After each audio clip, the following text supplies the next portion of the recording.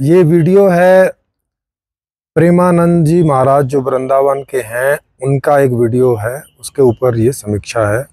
और उनके इस वीडियो का लिंक आपको नीचे कमेंट बॉक्स में पिन हुआ मिल जाएगा, वहाँ से आप देख सकते हैं।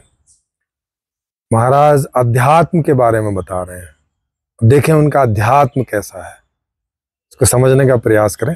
थोड़ा डिटेल में समझाऊंगा, ऐसे तो आप थोड़े में भी समझ सकते हैं, पर डिटेल में समझाने से ज़्यादा अच्छे से समझ में आएगा। वो कह रहे हैं कि देखो, आप रात में 8 घंटे सोते हो तो उस समय आप फ्रेश हो जाते हो, मतलब सोने के बाद जब आप उठते हो तो फ्रेश होके उठते हो। और ये आप सबका अनुभव भी होगा। और लोग सोते भी इसीलिए हैं कि सोएंगे, फ्रेश होंगे और फिर सुबह उठेंगे।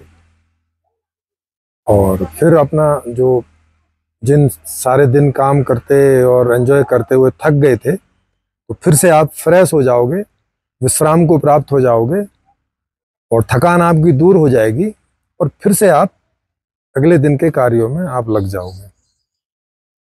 लेकिन वो इस बात को समझा कैसे रहे हैं आपको? वो कह रहे हैं कि देखो, रात में आपको आराम इसलिए नहीं मिलता कि आप कोई विश्राम कर रहे हो, बल्कि इसलिए मिलता है कि जगत का चिंतन नहीं कर रहे हो। जो जगत का चिंतन है, चिंतन क्या होता है जगत का? कि आपको कोई समस्याएं हैं जिनको सुलझाने में लगे हैं, या आपको कोई सुख सुविधाएं चाहिए, एंजॉय करना है, वहां आप अपना लगे, है ना। जैसे किसी बच्चे को खेलने में मजा आ रहा है तो वो खेलने में लगा है और खेलते खेलते थक गया और फिर सो गया, फिर फ्रेश हुआ, अगले दिन फिर खेलने चला गया या कोई और रुचिपूर्ण कार्य में चला गया। तो जब हम कार्य करेंगे और उसमें शरीर के अंगों का इस्तेमाल होगा, बाह्य और अंदरूनी अंगों का, तो उनमें थकान होगी ही। और उस थकान को दूर करने के लिए आपको विश्राम करना होगा, उनको आराम देना होगा, ताकि वो अपनी पूर्व अवस्था में आ जाएं, ताकि आप फिर से इस जगत का एंजॉय कर सको। ये विश्राम है तो इस बात के लिए, लेकिन अब वो क्या कह रहे हैं? वो ये कह रहे हैं कि यही अध्यात्म है कि अब आप जागे हुए भी जिस जगत का चिंतन ना करो। आपको आराम काहे के लिए चाहिए था? इस बात के लिए चाहिए था कि अब आप थक गए हैं और जगत का एंजॉय नहीं कर पा रहे, क्योंकि थका हुआ आदमी कैसे जगत का एंजॉय करेगा? क्योंकि हम जगत का एंजॉय कैसे करते हैं? हमारे पास 5 ज्ञानेंद्रियां हैं जिनके माध्यम से हम जगत को देखते हैं। तो अगर हम थक गए हैं तो हम ठीक से जगत को देख नहीं पाते, है ना। अगर आदमी ज्यादा थक जाए तो देख नहीं पाता है, फोकस नहीं बनता देखने में, आंखें थक जाती हैं, कान थक गए हैं सुनते सुनते, तो कुछ आ रहा है, शोर जैसा लग रहा है, वो उसमें मजा नहीं आ रहा है। क्यों नहीं आ रहा है? क्योंकि इन 5 ज्ञानेंद्रियों के माध्यम से तो हम अपने अंदर में उसको ग्रहण करते हैं। अंतःकरण में मन, बुद्धि, चित्त जो है उसके द्वारा ग्रहण करते हैं।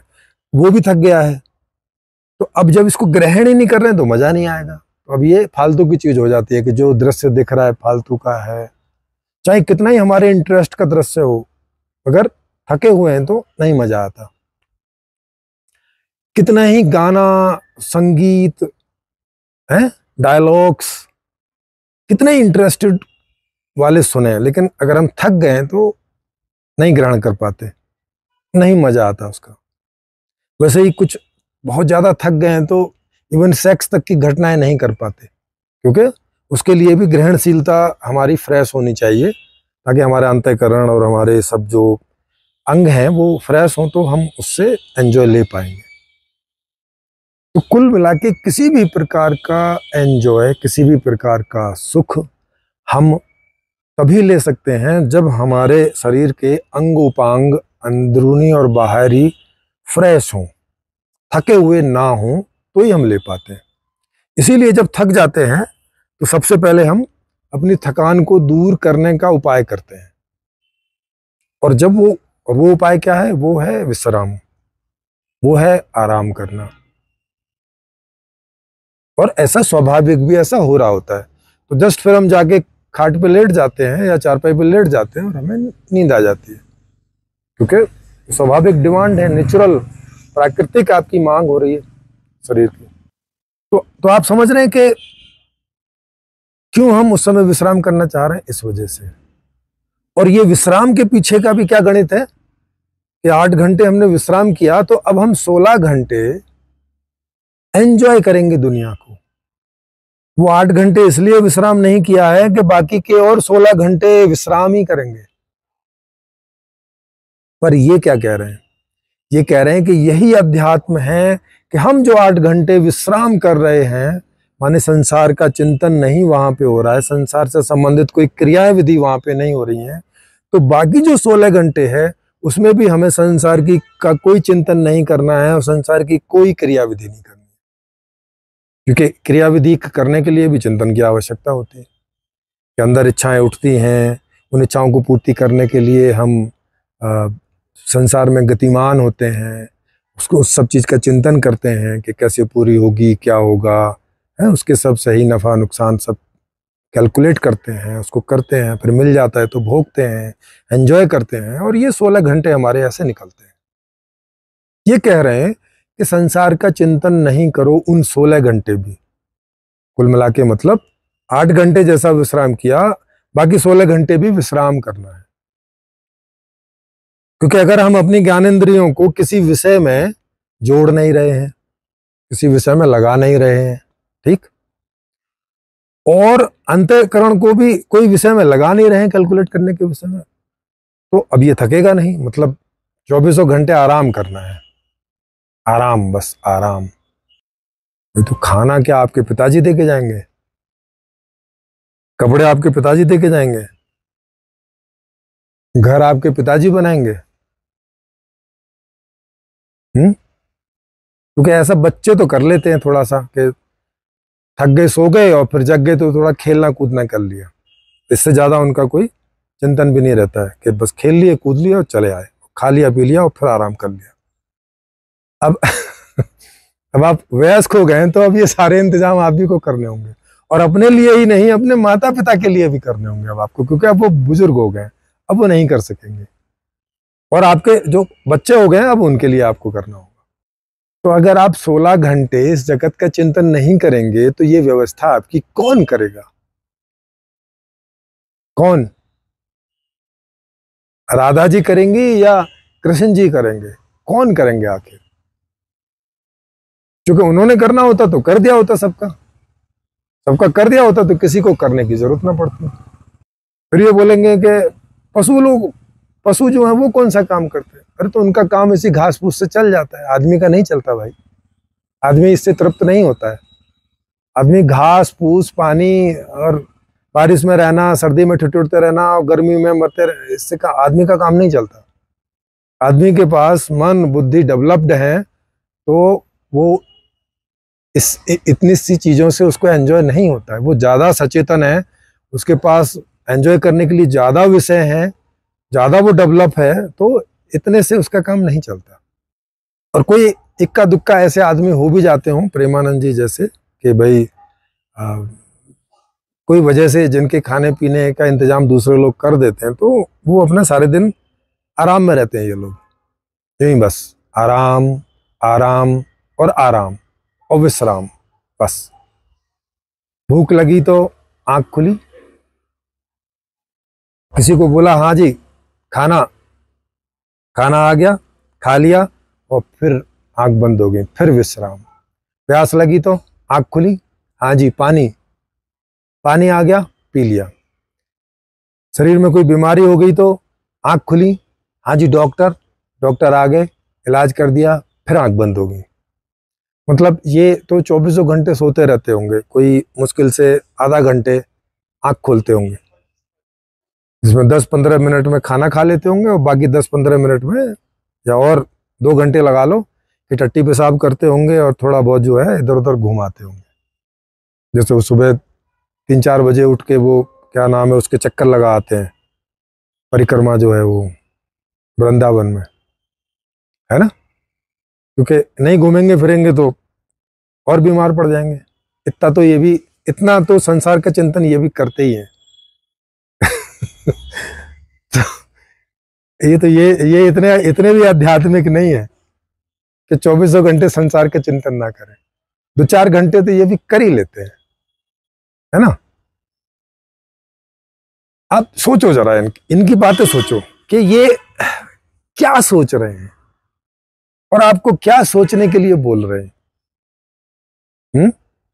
आप जो आराम करने जाते हैं वो क्या इसलिए जाते हैं कि अब अगले भी 16 घंटे आराम करना है, या आराम 8 घंटे इसलिए करते हैं कि अगले 16 घंटे में आप परिश्रम करके और संसार में जितने भी सुख उपभोग हैं, ज्ञान कर्म और भोग जितने भी हैं, उनकी अपने इच्छानुसार प्राप्ति करें और एंजॉय करें। और उसके लिए सीधी सी बात है, आपको जगत का चिंतन भी करना होगा जितना आप कर सकते हैं, जगत में आपको उतना कर्म भी करना होगा जो आप कर सकते हैं, और जगत में उतना भोग भी करना होगा जो आप कर सकते हैं। तो ज्ञान कर्म और भोग आप अपनी पात्रता अनुसार आपको करना होगा। उसी के लिए ये 8 घंटे का जो विश्राम कर रहे हैं वो इस बात के लिए है। और अध्यात्म ये है जो मैं बता रहा हूं, अध्यात्म वो नहीं है जो प्रेमानंद महाराज आपको बताने का प्रयास कर रहे हैं कि देखो आपने 8 घंटे चिंतन नहीं किया इसलिए आप फ्रेश थे। तो अगर आप बाकी 16 घंटे भी चिंतन नहीं करोगे इस जगत का तो कितने फ्रेश रहोगे, करोगे क्या उस फ्रेशनेस का। 24 घंटे तो फ्रेश ही रहोगे, तो उसका इस्तेमाल क्या है करें। वो फ्रेशनेस में आनंद आता है। फ्रेशनेस में कैसे आनंद आता है भाई? अगर फ्रेशनेस होने से आनंद आता तो आप 8 घंटे के बाद तो फ्रेश हो ही गए थे, तो फिर क्यों जगत का चिंतन करने चले गए अगर आनंद में थे और वही आनंद आपको चाहिए था। तो ये भी ये झूठ बोल रहे हैं कि आनंद चाहिए, क्योंकि अगर आनंद चाहिए होता तो आदमी 8 घंटे के बाद फ्रेश होके उठता है तो फिर ना जाता किसी काम पे, किसी ज्ञान के लिए, किसी कर्म के लिए, किसी भोग के लिए नहीं जाता, फिर नहीं जाता ना। और फिर तो ये जो जानवर हैं ये तो आध्यात्मिक है फिर इनके हिसाब से तो, क्योंकि वो नहीं कोई जगत का चिंतन करते हैं।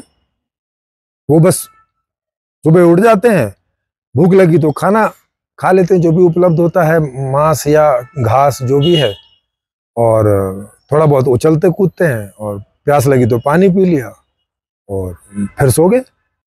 वो नहीं जगत का चिंतन करते हैं, वो एकदम इनके ही जैसा जीवन जीते हैं जैसे प्रेमानंद जी जीते हैं जीवन के। भूख लगी तो खाना खा लिया, प्यास लगी तो पानी पी लिए, नींद आई तो सो गए, आंख खुल गई तो उठ गए, और फिर बैठे रहे, विश्राम ही करते रहे। काम धाम तो कुछ है नहीं इनका, कोई ज्ञान कर्म कुछ है नहीं। भोग तो कर लेते हैं, वो भोग भी इतना कि बस भूख लगी तो खाना खा लिया, प्यास लगी तो पानी पी लिया, जानवरों के जैसा। तो भाई अध्यात्म का मतलब होता है अपने बारे में जानना, समझना, और फिर उसके हिसाब से जीना, विश्राम करना नहीं, या जगत का चिंतन नहीं करना है, ऐसा नहीं। अध्यात्म का मतलब होता है कि खुद के बारे में जानना, और चूंकि हम खुद इसी दुनिया से बने हैं तो इस दुनिया के बारे में भी बहुत सारा जानने में आ जाता है खुद के जानते हुए। और ये जिसके बारे में हमने जाना अपने बारे में, इसकी क्या क्या स्थान है इस जगत में, और इसे कैसे व्यवहारित होना चाहिए, इसे क्या चाहिए, ये सब जानना समझना और उस हिसाब से जीना, वो है अध्यात्म। अध्यात्म ये नहीं है कि इस जगत का चिंतन नहीं करना, क्योंकि चिंतन आप कोई भी चीज का करो आप थकोगे ही, चाहे आप ऐसा करते रहो राधे राधे राधे राधे राधे, इसमें भी थकोगे, क्योंकि आप मशीनरी का उपयोग कर रहे हो। आप अपनी जिस भी मशीनरी का उपयोग करोगे वो मशीनरी थकेगी, नहीं तो फिर प्रेमानंद जी को तो नींद में जाना नहीं चाहिए फिर,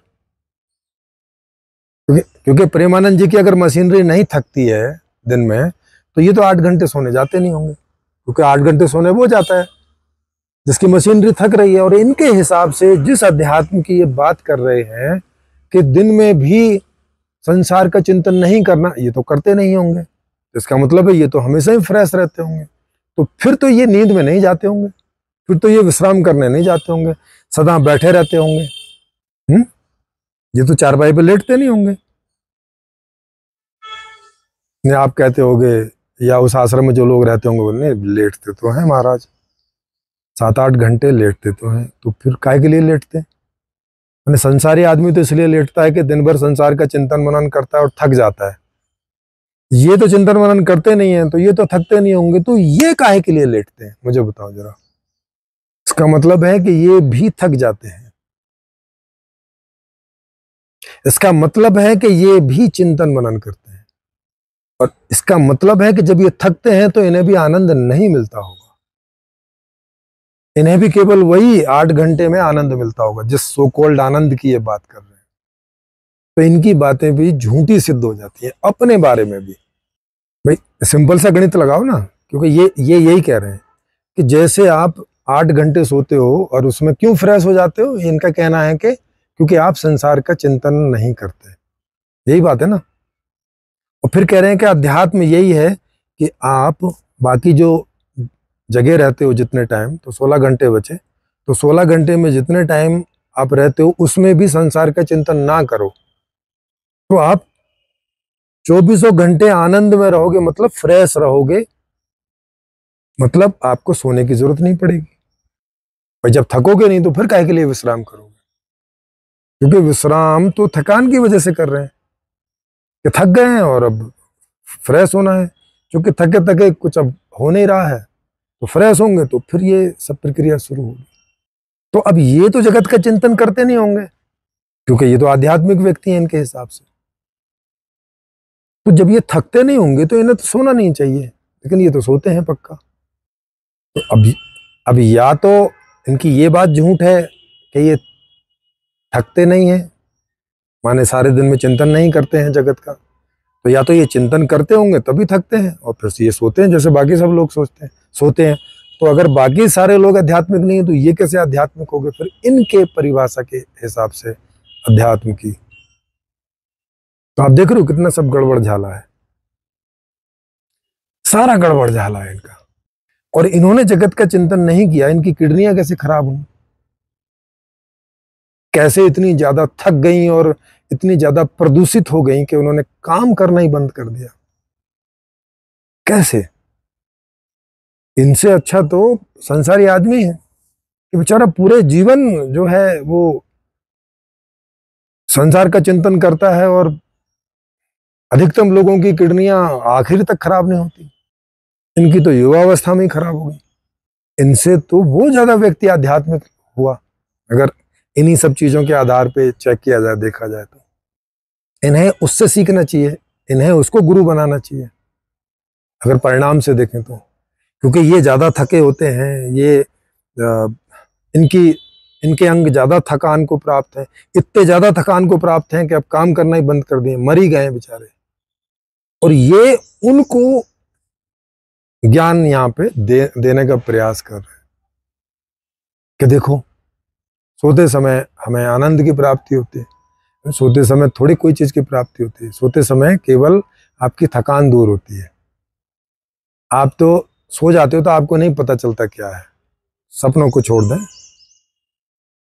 क्योंकि सपनों में तो आप यही दुनियादारी करते हैं सब। तो जितनी गहरी नींद में आप सोते हैं उस समय तो आपको कुछ पता रहता नहीं क्या है। जब उठते हैं तो आपको पता चलता है कि थकान नहीं है अब, क्योंकि जब आप सो रहे थे तो तब आपको पता था कि मैं थका हुआ हूं, और जब उठ रहे हैं तो आपको अनुभव हो रहा है कि अब मैं थका हुआ नहीं हूं। इस बीच क्या हुआ आपको नहीं पता, लेकिन समझ सकते हो इस बीच कि चूंकि आपके अंग शांति में थे, कुछ काम कर नहीं रहे थे, तो उनकी थकावट नहीं थी। और शरीर का अपना एक ऐसा हिसाब किताब है कि जब उसे मौका मिलता है तो वो अपने आप को न्यूट्रल स्टेज में लाने का प्रयास करता है, मतलब फ्रेश होता है, क्योंकि खाना पीना इत्यादि आप खा ही रहे हैं, और जो आपके अंग थक गए हैं उनको विश्राम मिलता है, उनमें जो गर्मी पैदा हो रही थी वो थोड़ी सी शांत होती है, आपके अंग नॉर्मलाइज होते हैं और फिर से उन्हीं गतिविधियों में हिस्सा लेने के लिए तैयार हो जाते हैं। जैसे हम इंजन को देखते हैं कि एक ट्रक का इंजन है और उस पर लोड रखा हुआ है, और उसको हम जो है चलाते हैं, तो देखते हैं कि एक समय में आके इंजन गर्म हो जाता है, इतना गर्म हो जाता है कि उस पर आप उंगली नहीं रख सकते। तो फिर आप क्या करते हैं, घंटे 2 घंटे उसको ठंडा होने के लिए फिर से खड़ा कर देते हैं, ठंडा हो जाएगा तो फिर से चलेंगे। क्योंकि अगर ऐसा नहीं करेंगे तो इंजन के जो पार्ट्स हैं जो कोई चीज़ से जुड़े रहते हैं और उनके बीच में सील वगैरह लगी रहती है, वो सब जल वल जाएगी और इंजन काम नहीं करेगा एक लिमिट के बाद में। और उसको उस दौरान भी ठंडा करने का प्रयास करते हैं, उसमें से पानी गुजारते हैं वगैरह वगैरह, तब भी फिर उसको आपको 12-14 घंटे बाद में एक थोड़ा ठंडा करना पड़ता है। तो ये सब चीज़ें करनी होती है। तो ये सब ये जो सारा हमारा शरीर है, ये इसकी प्रक्रियाएं हैं थकने की और विश्राम पाके फ्रेश होने की, ताज़ा होने की। आप तो इसमें सो जाते हो, आप थोड़ी कुछ करते हो। आप कुछ नहीं कर रहे तो थकान नहीं हो रही है, बस इतनी सी बात है। और विश्राम हो रहा है तो आप फ्रेश हो गए। लेकिन इस फ्रेशनेस का फायदा क्या है अगर आपने इस फ्रेशनेस का कोई इस्तेमाल ही नहीं करना है? ट्रक के इंजन को ठंडा करने का फायदा क्या है कि अगर आपको और ट्रक में इंजन और ट्रक आगे चलाना ही नहीं है इवन वो इंजन का क्या मतलब है फिर ट्रक में इंजन है कि नहीं है, मतलब क्या हुआ इस बात का? तो आप हैं कि नहीं है, इस बात का मतलब क्या हुआ अगर आपको सारे समय बिना चिंतन के रहना है तो? कि संसार का चिंतन नहीं करना, कि अपने बाल बच्चों का चिंतन नहीं करना, अपने बूढ़े माँ बाप का चिंतन नहीं करना, अपना चिंतन नहीं करना, अपने अड़ोसियों पड़ोसियों का चिंतन नहीं करना, अपने रिश्तेदारों का चिंतन नहीं करना है, इस जगत का चिंतन नहीं करना, तो करना क्या है? ये कह रहे चिंतन नहीं करना ही अध्यात्म बता रहे हैं। मतलब कुछ नहीं करना अध्यात्म है इनके हिसाब से। वो जैसे आप 8 घंटे सो जाते हो, कुछ नहीं करते हो, ये अध्यात्म बता रहे हैं। इसे कह रहे हैं ये है अध्यात्म, मतलब विश्राम करना अध्यात्म है। तो फिर तो सारे लोग आध्यात्मिक हैं, सारे जीव जंतु आध्यात्मिक है। फिर तो सब जो 8 घंटे हर रोज कम से कम 8 घंटे 10 घंटे विश्राम करते हैं तो फिर क्या उपदेश दे रहे हो उनको आप? फिर तो सारे लोग आध्यात्मिक हैं। एक कीड़ा मकोड़ा भी विश्राम करता है, तो हर एक कीड़ा मकोड़े से लेके और सब विश्राम करते हैं, तो सब आध्यात्मिक है। और पत्थर तो विश्राम में ही रहता है हमेशा, तो वो तो एकदम समाधिस्थ परिपूर्ण आध्यात्मिक सत्ता है। तो आप देख रहे हैं ये कैसी कैसी कैसी कैसी परिभाषाएं करते हैं अध्यात्म की। अरे एक बार शब्दकोश देख लिया होता तो समझ में आ गई होती बात। ऊट पटांग ढंग से इन चीजों को समझने और किडनियां तक खराब करके बैठ गए हो और ऊट पटांग ढंग से इन चीजों को समझने का प्रयास करो। अरे शब्दकोश में जाके देख लेते अध्यात्म का मतलब क्या है। वहां लिखा हुआ है कि स्वयं के बारे में जानना, समझना, अध्ययन करना, इसे अध्यात्म बोलते हैं बस। जैसे डॉक्टर का क्या अर्थ है? डॉक्टर बनने का, मेडिकल डॉक्टर बनने का क्या अर्थ है? इतना सा अर्थ है कि रोगों के बारे में जानना, माने जैसे शरीर है तो शरीर के बारे में जानना, ये किस वजह से रोग में चला जाता है और इसका क्या निराकरण करने से रोग से बाहर निकल जाता है, इस बात को चिकित्सकीय ज्ञान बोलते हैं। सबको उसमें जाके देख लो, लिखा हुआ है। अध्यात्म का अर्थ शब्दकोश में लिखा हुआ है कि क्या होता है। ये तो नहीं लिखा हुआ है कि 8 घंटे आराम जो करते हैं और फ्रेश जो हो जाते हैं और ये जो चिंतन नहीं किया था 8 घंटे जगत का, इसे अध्यात्म कहते हैं। ये तो कहीं नहीं लिखा हुआ भाई और इसका मतलब भी नहीं होता है। कुछ नहीं करना अध्यात्म कैसे हो जाएगा? हाथ पैर आंख नाक कान मन बुद्धि चित्त एवं किसी को नहीं हिलाना, कुछ नहीं करना अध्यात्म कैसे हो जाएगा? अरे कोई चिंतन करना अध्यात्म हो सकता है, नहीं करना कैसे अध्यात्म होगा? कि जब हमने स्वयं का अध्ययन किया और उसमें से कुछ तथ्य निकल के आए और उन पे चिंतन मनन करके कुछ समझने का प्रयास कर रहे हैं, ये तो अध्यात्म होगा। कुछ चिंतन नहीं करना ये कैसे अध्यात्म होगा भाई? जैसे कुछ चिंतन ना करना, आदमी कैसे डॉक्टर बन जाएगा कुछ चिंतन ना करके? हाँ, मेडिकल के क्षेत्र में चिंतन मनन करके आदमी डॉक्टर बन सकता है। आध्यात्मिक व्यक्ति कैसे बन जाएगा बिना चिंतन किए? उसको भी तो अपने क्षेत्र में चिंतन मनन करना होगा कि नहीं? नहीं करना होगा। कह रहे हैं जगत का चिंतन नहीं करना ही अध्यात्म। अब आप सोच सकते हो कि इस तरह की परिभाषा कहाँ से चली आ रही है। और ये इनकी ही समस्या नहीं है। आप ओशो को देखो, वो बोलते हैं निर्विचार, निर्विचार को ध्यान की अवस्था बताते हैं, अध्यात्म की अवस्था बताते हैं। निर्विचार, विचार माने वही चिंतन मनन। तो ये स्वामी प्रेमानंद जी जो बात बोल रहे हैं वही ओशो, वही जय कृष्णमूर्ति। जय कृष्णमूर्ति कह रहे हैं कि विचार तो समस्या ही है, विचार ही समस्या है, चिंतन मनन ही समस्या है, वो कह रहे हैं। अब इसका मतलब है कि उनसे जो लोग सवाल पूछते होंगे वो बिना चिंतन मनन करे बताते होंगे चीजों को, कोई मतलब नहीं क्या बोल रहे हैं, किसी ने क्या क्या सवाल कर दिया। अब इसका मतलब है कि उनका सवाल भी वो बिना चिंतन मनन के समझ रहे होंगे और फिर बिना चिंतन मनन के उत्तर दे रहे होंगे, और जो भी उत्तर दिया होगा उस पर भी कभी चिंतन मनन नहीं किया होगा। अब सोचो क्या स्थिति है इन लोगों की। इसीलिए ये कुछ भी बके चले जा रहे हैं, इसीलिए प्रेमानंद जी कुछ भी बके चले जा रहे हैं, इसीलिए जय कृष्णमूर्ति कुछ भी बके चले जा रहे हैं, इसीलिए ओशो 650 बुक बके चले गए ऐसे ही, यूं ही निर्विचार अवस्था में बैठ के। अब सोचो ये बैठे हैं निर्विचार, किसी ने सवाल पूछा, इनको समझ ही नहीं आया कि वो क्या पूछ रहा है। वो कुछ पूछ रहा है, ये कुछ जवाब दे रहे हैं।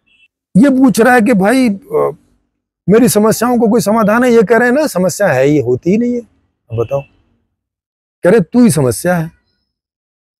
जैसे आचार्य प्रशांत कह रहे हैं कि तुम्हारा मैं ही समस्या है, तुम्हें अपने मैं से ही मुक्ति पानी है। बताओ, मैं से ही मुक्त होना है।